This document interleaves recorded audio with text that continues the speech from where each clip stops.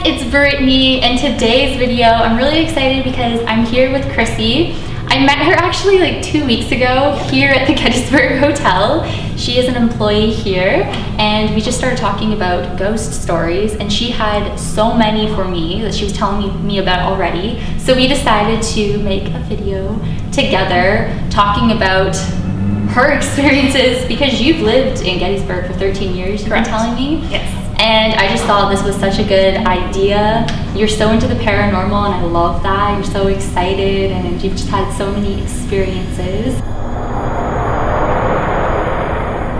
Devil's Den was my first experience in Gettysburg. I also have some ones that I was telling you about in my parents' home. But besides that, here in Gettysburg, we had taken a little trip to Devil's Den in the fall time. There was nobody else around. I had my 2 girls with me.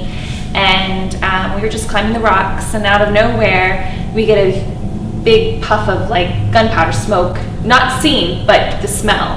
And we're kind of, sniffing the air and going, okay, well, what could that be? And it kind of hit me like, oh my goodness, there's no one else around. My girls are smelling it, I'm smelling it. And I felt like that was just a total paranormal experience. Never had that experience before. Nobody else that I know of had that experience before, and I just thought it was a really unique thing to happen. Gunpowder smoke out of all things. So were you the only ones there at the time? Yes, only ones there. No one else was around. There was no reenactments going on. Nothing in town that would have, waved the smoke over. Nothing. We're actually going there tonight at nighttime, pitch black. So I'm hoping I'm gonna do a spirit box session there.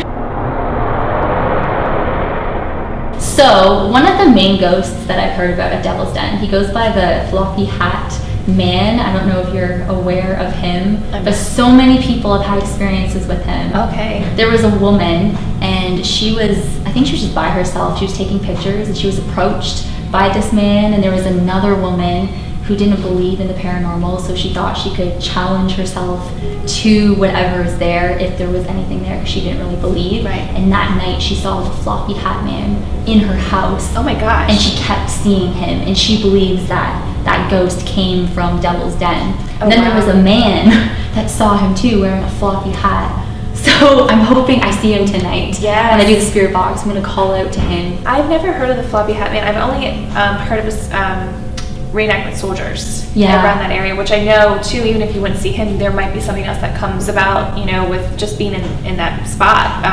I had a friend who was in a reenactment soldier. He was saying hello to somebody, and they literally just kind of disappeared, and he thought it was just another reenactor that was walking by, and it happened to be a ghost. But in this hotel, the ghost Rachel?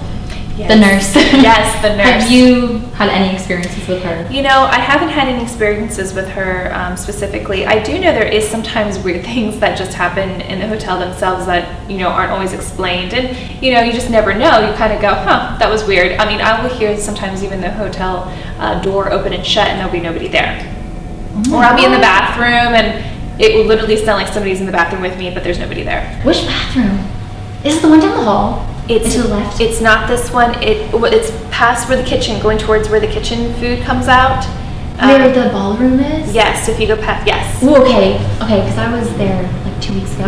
Yes, and I'm always looking underneath the stalls going, okay, somebody here, because I think that somebody is with me using the bathroom and they're not. Okay, I actually have a story. Okay. When I was in there, this is actually when I met you too.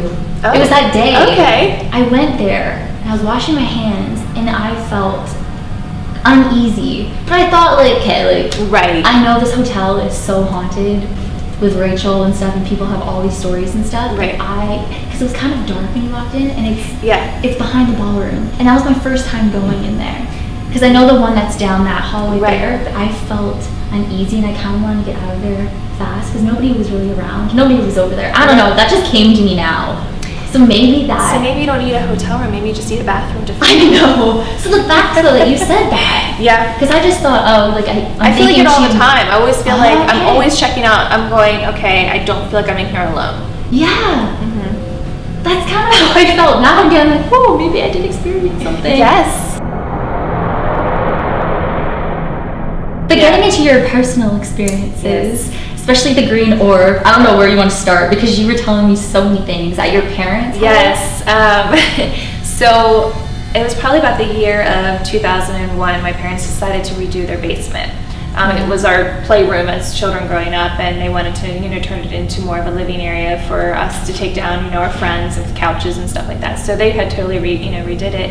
And it was like right after that, weird things seemed to happen. So it's almost like because they redid it, it stirred something up is what it felt like to me. So my best friend and I, Nicole, were sleeping down there. We had turned off the TV. I wear contacts, so I had taken off my contacts and my glasses were on the side. So I thought, whatever I was seeing, I kept seeing like this green circle in the middle of the room, and I, thought, okay, well, maybe it's my eyes being funny. And then my girlfriend tasked me. She's like, "Do you see that?" And I said, "You see it too, thank God, because I thought I was seeing things." And she goes, "No, I see it, and it's coming towards us." We're first kind of stunned and shocked and just kind of like sitting there. And then I was like, okay, well, this is freaking me out. So I turned on the TV quick and then ran up the steps and said, "Mom, we saw like this green thing." She thought we were just being, stupid girls, just like, oh, you just go to bed, you watch too many, ghost stories or whatever. But after that, she was experiencing her own things happening in the house. I had never seen the green orb after that, but what was happening then was garage door was shut, footsteps across the kitchen floor, and my mom and I would be downstairs watching a movie. We would go, "Hello, hello, hello, anybody there?" And we'd go up, nobody was there. Do you ever believe that there is maybe, and this is maybe getting on a totally different subject, but demons that can take on a spiritual figure? Yeah, definitely. I think people who mess with Ouija boards, I don't know if you ever played with a Ouija board before. Ouija board, oh my God, I can't talk. I was always warned by my mother not to, and I remember the one time that I did, it was, and I wasn't like believing that it was actually moving, but that night I had the worst nightmares of my entire life, and I haven't had them since then. I mean, I like Ouija boards. I want to use one again, but I want to have people with me. I don't want to do it by myself, but of course I think you need more than one person.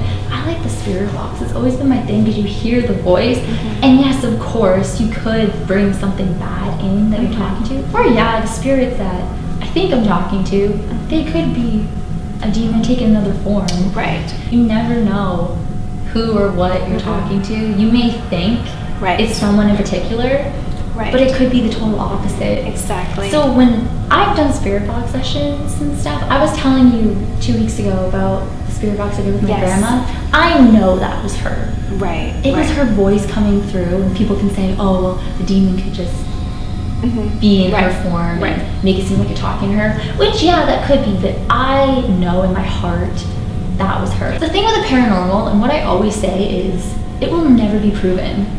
Right. You can't prove it. It's just whether you believe or you don't. And I believe, and obviously you believe, and I love that. Like, I just love when people believe.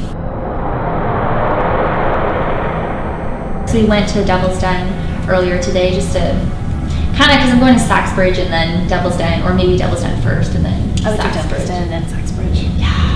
I'm excited for both though. Sachs Bridge is going to be exciting. I know. I actually was there a few months back. In November, actually. I was there in November. I didn't feel anything. I did a video there, but it was during the day. Okay. So now I'm going at night. Got my flashlight, got my spirit box. But the experiences that people have had there are terrifying. Oh, really? Yes, so that's totally me.